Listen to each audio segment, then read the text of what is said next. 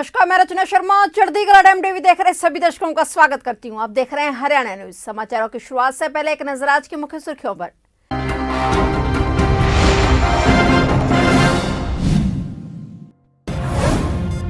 हरियाणा की 2 आर्द्रभूमि को रामसर सम्मेलन के तहत अंतर्राष्ट्रीय स्तर पर मिली मान्यता। मुख्यमंत्री ने प्रदेशवासियों को दी बधाई। केंद्र सरकार ने बजट में रखा 60 लाख जॉब का लक्ष्य। हरियाणा में भी युवाओं को रोजगार का मिलेगा अवसर।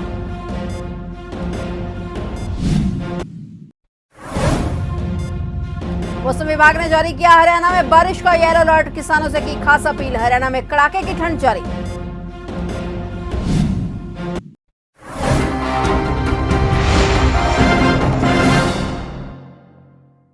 और अब समाचार विस्तार से। हरियाणा के गुरुग्राम में स्थित सुल्तानपुर नेशनल पार्क में आज 2 फरवरी 2022 को वर्ल्ड वेटलैंड डे मनाया गया और इस कार्यक्रम में हरियाणा के मुख्यमंत्री मनोहर लाल ने भी शिरकत की। इसकी अध्यक्षता केंद्रीय पर्यावरण, वन और जलवायु परिवर्तन मंत्री भूपेंद्र यादव द्वारा की गई। सुल्तानपुर वर्ल्ड सेंचुरी पहुंचकर मुख्यमंत्री ने सबसे पहले वृक्षारोपण किया। कार्यक्रम पर्यावरण, वन और जलवायु परिवर्तन मंत्रालय के साथ हरियाणा सरकार को साझेदारी में संपन्न हुआ और हरियाणा तालाब और अपशिष्ट जल प्रबंधन प्राधिकरण समेत प्रदेश के सभी जल निकायों, झीलों की बहाली और कायाकल्प के लिए कार्य कर रहा है। इस मौके पर हरियाणा तालाब और अपशिष्ट जल प्रबंधन प्राधिकरण ने पोस्टर और मॉडल के जरिए तालाबों को रिस्टोर करने संबंधी कार्यों को प्रदर्शित किया और इसके साथ साथ power point presentation, short documentary के माध्यम से प्राधिकरण की स्थापना से लेकर अब तक के कार्यों और उपलब्धियों को भी प्रस्तुत किया गया। प्राधिकरण ने 18,751 तालाबों का डेटा इकट्ठा करके pond data management system software के माध्यम से उपलब्ध करवाया है। उन्होंने बताया कि तालाबों में बहने वाले अपशिष्ट जल को वेटलैंड तकनीकों के माध्यम से उपचारित किया जा रहा है ताकि इन तालाबों का उपयोग मछली पालन, मवेशियों और सूक्ष्म सिंचाई के लिए किया जा सके। तालाबों की गंदगी को साफ करने से पानी का संरक्षण होगा और इससे भूमिगत जल स्तर में सुधार होगा और पानी की कमी को रोका जा सकेगा। दरअसल आज ही दुनिया के मानचित्र पर हरियाणा की 2 आर्द्रभूमि को रामसर सम्मेलन के तहत अंतर्राष्ट्रीय स्तर पर मान्यता मिली है। गुरुग्राम स्थित सुल्तानपुर राष्ट्रीय उद्यान और जज्जर विंडो आवास वन्य जीव अभ्यारण्य को वेटलैंड के तौर पर पहचान मिलने पर मुख्यमंत्री ने प्रदेशवासियों को बधाई दी। मुख्यमंत्री ने कहा कि इस धरती पर मनुष्य के अलावा वन्य जीवों को भी पूरा हक है। उन्होंने बताया कि हरियाणा की 2 वेटलैंड पर हर साल लगभग 90,000 प्रवासी पक्षी पहुंचते हैं। मुख्यमंत्री ने देशवासियों से पानी बचाने की अपील की। मैं वर्ल्ड वेटलैंड डे पर सबको हार्दिक बधाई एवं शुभकामनाएं देता हूं। आज के दिन वर्ष 1971 में ईरान के शहर रामसर में कैस्पियन सागर के तट पर वेटलैंड्स के संरक्षण के लिए अंतर्राष्ट्रीय सहयोग पर संधि की गई थी। इसलिए इस दिन को संयुक्त राष्ट्र ने वर्ल्ड वेटलैंड डे के रूप में मनाने का निर्णय लिया था। वेटलैंड्स पानी के प्राकृतिक स्रोत तो हैं ही, विविध प्रकार के जीवों का निवास स्थल भी हैं। ये भूमिगत जल स्तर को बरकरार रखते हैं और इनमें उपजी वनस्पतियां और पेड़ पौधे वायु प्रदूषण को नियंत्रण करने में कारगर भूमिका निभाते हैं। मुझे खुशी है कि हरियाणा पहली बार दुनिया के वेटलैंड्स मानचित्र पर उभरा है। हमारे 2 वेटलैंड्स को रामसर सम्मेलन के तहत अंतर्राष्ट्रीय महत्व के वेटलैंड के रूप में मान्यता मिली है। इनमें सुल्तानपुर राष्ट्रीय उद्यान व जिला झज्जर में भिंडावास वन्य जीव अभ्यारण्य शामिल हैं। इन 2 वेटलैंड्स के अलावा भी हरियाणा में तालाबों, बावड़ियों व झीलों के रूप में अनेक वेटलैंड्स मौजूद हैं। हमारे पूर्वज इनके महत्व को जानते थे, इसीलिए गांव में जोड़ों की खुदाई करना पुण्य का काम माना जाता है। जिस जोड़ के पानी का उपयोग पीने के लिए किया जाता था, उसकी सफाई व स्वच्छता का विशेष ध्यान रखा जाता था। पशुओं के लिए अलग जोड़ होते थे। जोड़ों के पानी का उपयोग सिंचाई के लिए भी किया जाता रहा है। इस प्रकार जोड़ हमारे जीवन का आधार रहे हैं, परंतु आधुनिक युग में जनसंख्या के दबाव में जोड़ों के किनारों और इनकी भूमि पर भी मकान बन गए। इनमें गाद भर जाने से ये बारिश के मौसम में ओवरफ्लो होने लगे। इस प्रकार पानी के इन परंपरागत स्रोतों के अस्तित्व पर संकट आ खड़ा हुआ। हमने इनके जीर्णोद्धार के लिए हरियाणा पौंड अथॉरिटी का गठन किया है। इस प्राधिकरण ने प्रदेश में 18,751 तालाबों की पहचान की है। इस वित्त वर्ष में 1940 तालाबों का सुधार किया जा रहा है और अगले वित्त वर्ष 2022-23 में 2552 तालाबों पर काम शुरू किया जाएगा। इनके पानी को कंस्ट्रक्टेड वेटलैंड टेक्नोलॉजी से साफ किया जा रहा है। भारत की दवाइयां बनाने वाली एक कंपनी मैनकाइंड फार्मा द्वारा 1 अप्रैल 2021 से आज की तारीख तक कोविड काल में शहीद हुए हेल्थ वर्कर्स और फ्रंटलाइन वर्कर को 3-3 लाख रुपए दिए गए, जिस पर हरियाणा के गृह एवं स्वास्थ्य मंत्री अनिल विज ने कहा कि यह कार्य बहुत ही सराहनीय करने वाला कार्य है। गृह मंत्री विज ने बताया कि मानव जाति पर जो इस महामारी का प्रहार हुआ है, इन सबको मिलजुल कर ही हमने निपटना है। उन्होंने बताया कि हरियाणा सरकार ने कोविड काल के दौरान शहीद हुए स्वास्थ्य कर्मचारियों को, चाहे वह निजी हो या सरकारी कर्मचारी हो, उन्हें 50 लाख रुपए दिए हैं और साथ ही उन्होंने कोरोना काल में शहीद हुए पुलिस कर्मचारियों और नगर निगम कर्मचारियों को भी 20-20 लाख रुपए दिए हैं। मैनकाइंड फार्मा दवाइयों की एक कंपनी है। उन्होंने 1 अप्रैल 2021 के बाद से आज की तारीख तक कोविड में जितने हेल्थ वर्कर्स के, फ्रंटलाइन वर्कर्स की शहादत हुई है, उनको 3-3 लाख रुपया सबको ये दे रहे हैं। 35 पुलिसकर्मी हैं, 5 डॉक्टर्स हैं, 4 केमिस्ट हैं और 1 नर्स है।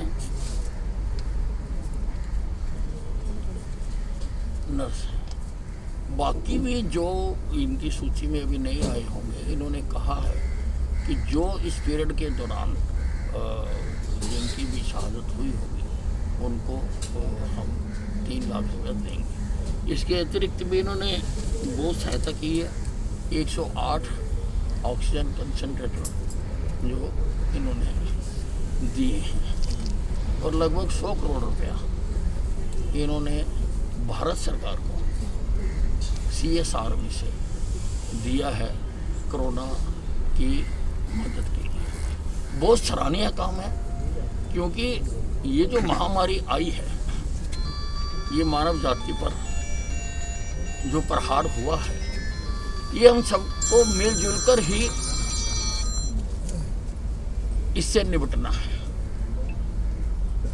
हरियाणा सरकार ने भी जो हेल्थ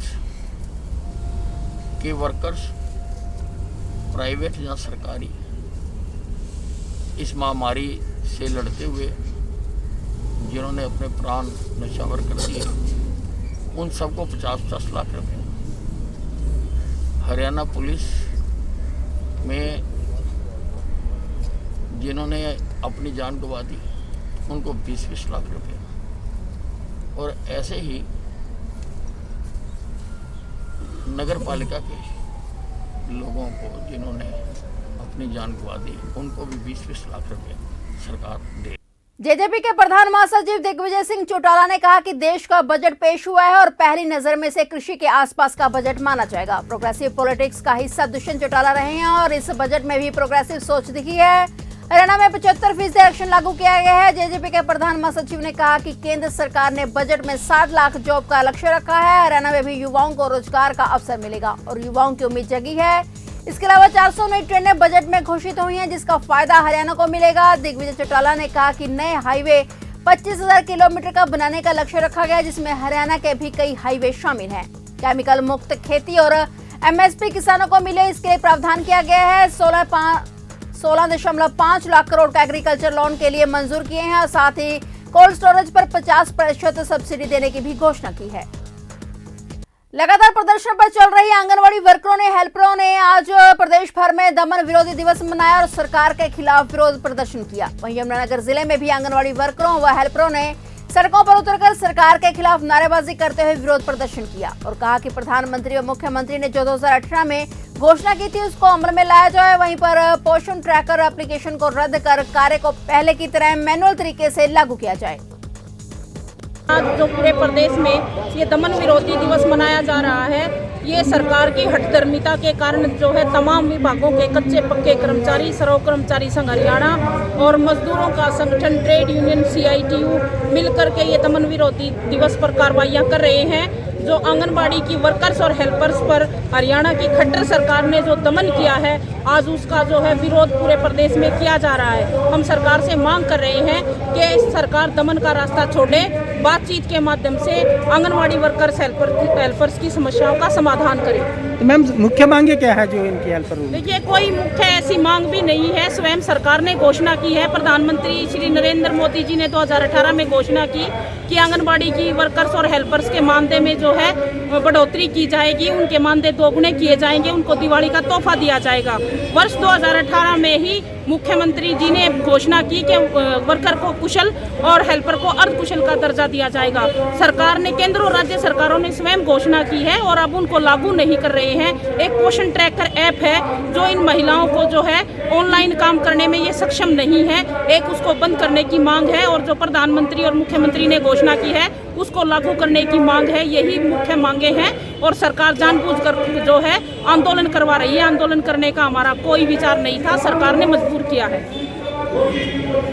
बल्लभगढ़ के सेक्टर 62 में गोबर के नीचे मरे हुए पशुओं का जखीरा बरामद हुआ है। स्थानीय नागरिकों ने गौरक्षक दल के लोगों को यहां पर गोबर के नीचे मरे हुए गौवंश होने की सूचना दी थी। सूचना मिलते ही गौरक्षक दल के लोग पुलिस को सूचित कर यहां पहुंच गए और बारी बारी गाय के मरे हुए बछड़ों को गोबर के नीचे से निकालना शुरू कर दिया। गौरक्षक दल के प्रधान शिवा दहिया ने बताया कि गोबर के नीचे इनकी संख्या काफी ज्यादा पाई गई। शिवा दहिया की माने तो बल्लभगढ़ में यह एक अकेला ऐसा पॉइंट है जहां इतनी भारी मात्रा में गोबर डाला जाता है। इन्हें लगता है कि बल्लभगढ़ की नंदीग्राम गौशाला के लोग पे यहाँ पर गोबर डाल देते हैं। अभी फिलहाल मरे हुए पशुओं के गोबर के नीचे से निकाला जा रहा है। और बता दें कि फरीदाबाद में इस तरह मरे हुए गौवंश मिलने का यह कोई पहला मामला नहीं है, बल्कि बीते दिनों रावली पहाड़ियों में भी एक ऐसा ही मामला सामने आया था जहां दर्जनों भरे मरे हुए पशुओं का शव बरामद किया गया था। लेकिन एक बार फिर से फरीदाबाद में इस तरह मरे हुए गौवंश मिलने से कई सवाल खड़े हो गए हैं।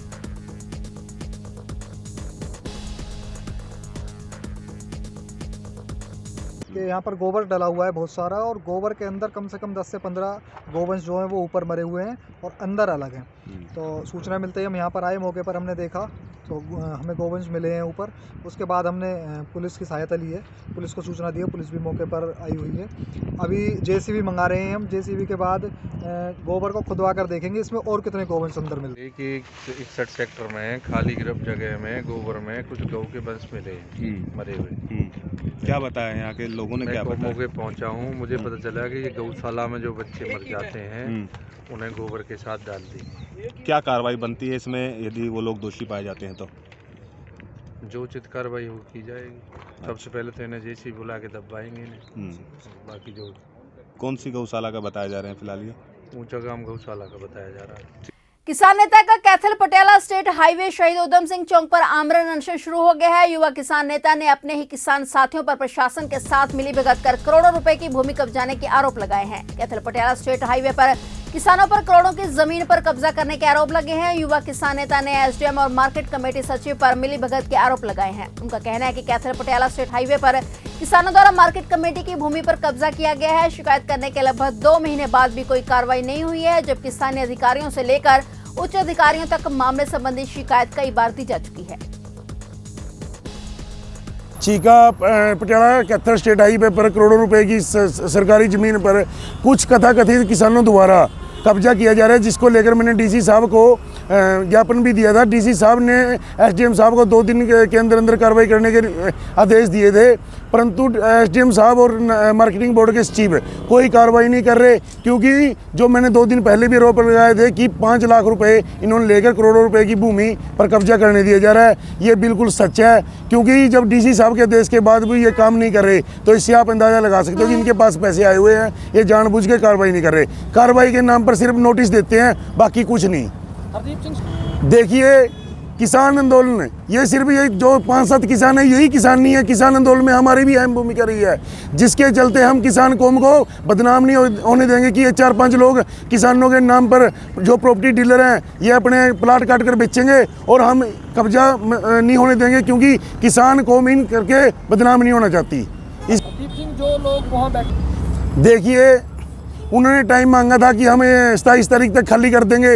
देखिए 27 भी गई, 29, 28, 29, 30, 31, आज 31 तक का फिर उन्होंने टाइम मांगा था कि हम खाली कर देंगे, परंतु आज 1 फरवरी है, आज भी खाली नहीं हुआ। जैसे कब्जा जैसे की त्यों है, 2-4 पिलर ही उतारे हैं, बाकी सारा का सारा कब्जा ऐसे ही। अगर उन्होंने किसान भवन बनाना है तो सरकार से मांग करे। अगर ऐसे ही कब्जा करना होता तो हम सिग्गू बॉर्डर, टिकरी बॉर्डर से करोड़ों रुपए की ज़मीन छोड़ कर आए हैं, तो ये 32 जितने 500 संगठन थे वो भी कब्जा कर लेते। परंतु अगर इन्होंने किसान भवन बनाना है तो सरकार से मांग करे, नगर पालिका की ज़मीन ले। हमारे विधायक ईश्वर सिंह ने उनको स्पष्ट कहा है कि आप लोग यहाँ कब्जा छोड़कर मैं आपको भूमि अलॉट करा देता हूँ, आप किसान भवन बनवाएं, मैं 5 करोड़ रुपए देता हूँ। परंतु उनकी मनसा कब्जा करने की है, इस कारण वो कब्जे पर बैठे और कब्जा नहीं छोड़ना चाहते। संयुक्त किसान मोर्चा ग्रामीण प्रशासन व बिजली अधिकारियों की मंगलवार को हुई बैठक भी बेनतीजा रही। सिर्फ किसान मोर्चा तथा ग्रामीण दर्ज मुकदमा रद्द कराने की मांग कर रहे थे, जबकि प्रशासन कानूनी प्रक्रिया को मजबूती बताकर समय की मांग कर रहा था। उप मंडल अधिकारी अनुभव मेहता, डीएसपी नरेंद्र सिंह, बिजली अधिकारी और किसान संयुक्त मोर्चा के बीच उपमंडल कार्यालय में कई दौर की वार्ता चली। अंत में ग्रामीण और प्रशासन के बीच सहमति बनी और ग्रामीणों को मामले को सुलझाने के लिए 15 फरवरी तक का समय दिया गया। ग्रामीणों की मुख्य मांगे किसी भी आरोपी को समय सीमा तक गिरफ्तार न करने और बिजली कर्मचारियों के गांव में न जाने की शर्त को प्रशासन व बिजली अधिकारियों ने मान लिया। इससे पहले संयुक्त किसान मोर्चा और सैकड़ों की संख्या में आसपास के गांव से पहुंचे पुरुष किसानों व महिलाओं ने लगभग 11 बजे गीता मंडी में इकट्ठा होना शुरू कर दिया था। किसानों व ग्रामीणों के साथ दर्जनों की संख्या में उत्तर प्रदेश से भी किसान आंदोलन में भाग लेने के लिए पहुंचे हुए थे। सिर्फ किसान मोर्चा तथा ग्रामीणों ने आंदोलन के आधार देने के लिए टेंट लगाकर तथा भोजन की व्यवस्था पर अपने इरादे जता दिए थे। प्रशासन बीच में है इस सारी बातचीत के, उधर बिजली वाले या इधर हम बीच में प्रशासन कोऑर्डिनेट कर रहे हैं आपके सारे मसले को। और मुझे जो कमेटी गई है साथ में, पूरी चर्चा में हम भी शामिल रहे। और जो मैं बताने के लिए कह रहा हूँ, पक्ष तो नहीं कहूंगा मैं किसी का, सब हम एक ही है, सब सारा परिवार सारा देश एक ही है। तो जो दूसरा पक्ष है पंचायत में आकर के आपसे 15 दिन का समय मांगता है, कुछ प्रक्रिया है, बाकी सब कुछ बातचीत में हो गया। एक प्रक्रिया के लिए एसडीएम साहब भी आएंगे और बुला लो भाई, और उनकी तरफ से पंचायत से समय मांग रहे, 15 दिन का समय मांगा है और सभी की इस पर सहमति बनी है। अगर आपसे आपकी पंचायत में आकर के कोई समय मांग रहा है तो हमें समय देने में भी कोई गुरेज नहीं होना चाहिए, मामला निपटने की ओर है। इन दिनों हरियाणा में कड़ाके की ठंड पड़ रही है। मौसम विभाग ने आने वाले दिनों में हरियाणा में बारिश की संभावना जताई है। मौसम विभाग के मुताबिक हरियाणा में पश्चिमी विक्षोभ के प्रभाव के चलते बुधवार रात से ही मौसम फिर बदल सकता है। आज रात से ही प्रदेश में कहीं कहीं बारिश की संभावना है। 2 फरवरी के लिए सिरसा, फतेहाबाद, हिसार, भिवानी, जींद और चरखी दादरी जिलों में मौसम विभाग ने येलो अलर्ट जारी किया है। इसी के साथ हरियाणा मौसम विभाग ने 3 फरवरी को पूरे प्रदेश में गरज चमक के साथ बारिश का येलो अलर्ट जारी किया है। मौसम विभाग के मुताबिक पश्चिमी विक्षोभ के प्रभाव के चलते पिछले 2 दिनों से सुबह धुंध छा रही है। मंगलवार को भी दृश्यता काफी कम रही, जिसकी वजह से वाहनों की रफ्तार कम हो गई। बुधवार को भी कोहरे के कारण हिसार जिले में विजिबिलिटी मात्र 10 से 15 मीटर तक ही रह गई। प्रदेश में 3 से 4 फरवरी को गरज चमक के साथ कहीं कहीं हल्की बारिश की संभावना जताई गई है। वहीं मौसम वैज्ञानिकों ने किसानों से सिंचाई रोकने और स्प्रे न करने की सलाह दी है। गौरतलब है कि अरब सागर से दक्षिण पश्चिमी हवाएं और बंगाल की खाड़ी से पूर्वी हवाएं इस प्रणाली को नमी देंगी, जिससे सिस्टम सक्रिय होगा और इसके असर से पहाड़ों पर बर्फबारी होगी, जबकि दिल्ली, हरियाणा, उत्तर प्रदेश और पंजाब में हल्की बारिश व ओलावृष्टि होने की संभावना बन रही है। दिखाई दे रही तस्वीरें बल्लभगढ़ की हैं, जहां के ज्वाइंट कमिश्नर अनिल कुमार यादव ने अतिक्रमण को रोकने के लिए सख्ती बरती है और उन्होंने कहा कि हम उन जगह को निश्चित चिन्हित कर रहे हैं जहां पर अतिक्रमण होता है। कल उन दुकानों को सील करने की कार्रवाई की जाएगी। जो दुकानदार अतिक्रमण करते हैं उन पर भारी जुर्माना भी लगाया जाएगा। वहीं एसीपी बल्लभगढ़ ने कहा कि ऑटो चालकों की वजह से भारी जाम रहता है, उनको ऑटो स्टैंड मुहैया कराया जाएगा और मनमानी करने पर उनको चालान भी काटे जाएंगे।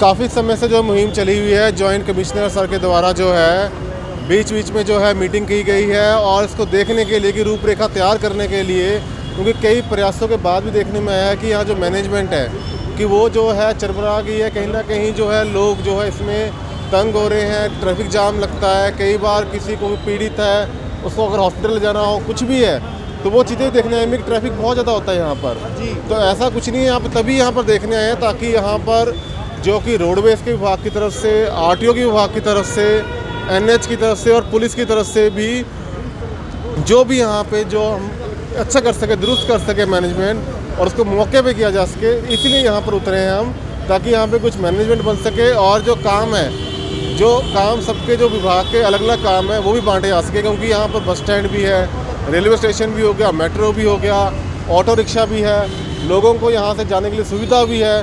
तो सब चीज़ें देखते हुए ताकि लोगों की जो सुविधा है उसमें भी कष्ट ना हो। आपको पता होगा हम लोग पिछले 3 महीने से प्रयासरत हैं। इसके लिए हम लोगों ने एक समय समय पर हर मंगलवार के दिन मीटिंग भी की है। जितना भी ये रोड सेफ्टी के संबंध में, जितना भी ये बल्लभगढ़ के फ्लाईओवर के नज़दीक साथ लगता एरिया है, उसके अंदर व्यवस्था नहीं है बन पा रही है। यहाँ पे भीड़ बहुत रहती है, जाम की समस्या रहती है। बस वाले जहाँ रोकना चाहिए वहाँ नहीं रोक रहे, ऑटो वाले हर कहीं रोक रहे हैं, फड़ी वाले, रेडी वाले, मार्केट वाले कहीं पे भी आ रहे हैं, उसकी वजह से दिक्कत है। और इसके लिए आज एसीपी महोदय को, एसएचओ ट्रैफिक को, एनएच की टीम को, बस अड्डे के स्टाफ को, मेट्रो को, इन सबको आज बुलाया गया था कि आज हम फील्ड की विजिट करेंगे, देखते हैं क्या कहाँ क्या कैसे बेहतर किया जा सकता है। उसके ऊपर आज ये पूरे वार्तालाप हो रहा है, मौके का देख के रीडिंग ली जा रही है और एसीपी महोदय इसी के लिए पधारे हैं आज। अच्छा, कहाँ पर आपको दिक्कतों का आई है? पूरे एरिया में ही दिक्कत है।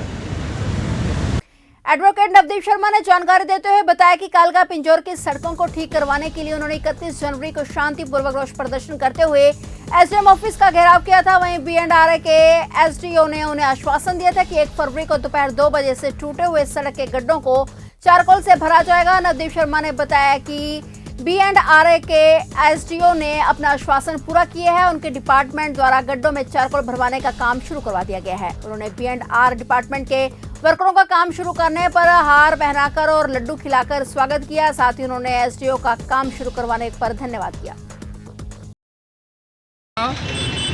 कल एक रोष प्रदर्शन व्यक्त किया गया था जिसमें एसडीएम ऑफिस के घेराव की प्रक्रिया को हमने किया था और उस प्रक्रिया के दौरान हमें जो वहाँ पर ऑफिसर थे, पब्लिक है इसके अपने बी&आर के, उन्होंने हमें आश्वासन दिया था कि कल 2 बजे हम तारकोल से जो खड्डे हमने मिट्टी से भरे हैं वो प्रक्रिया को बदलते हुए तारकोल से हम खड्डे भरने की प्रक्रिया को शुरू करेंगे और जो संघर्ष होता है उसके परिणाम अच्छे आते हैं।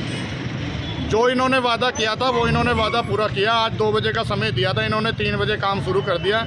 इसके लिए इस डिपार्टमेंट का मैं बहुत बहुत धन्यवाद करता हूं और संघर्ष के रहे साथी जितने भी साथियों ने कल इसमें साथ दिया था उनको भी मैं बधाई देता हूं कि आपका संघर्ष एक अच्छे परिणाम लेकर आया है और जो ये खड्डे हैं अब तारकोल से भरे जाएंगे। और इसके बाद जो हमें इन्होंने समय दिया है कि फरवरी लास्ट वीक में पक्की कारपेटिंग होगी सड़क के ऊपर। यदि नहीं होती तो एक जन आंदोलन को अंजाम दिया जाएगा, लेकिन हमें विश्वास है कि बी&आर अपने उस वादे को भी पूरा करेगा और कालका पिंजौर के लोगों को जो इन खड्डों के। फिलहाल हरियाणा न्यूज में इतना ही। तब तक के लिए देखते रहिए चढ़ती कला टाइम टीवी और मुझे दीजिए इजाजत। धन्यवाद।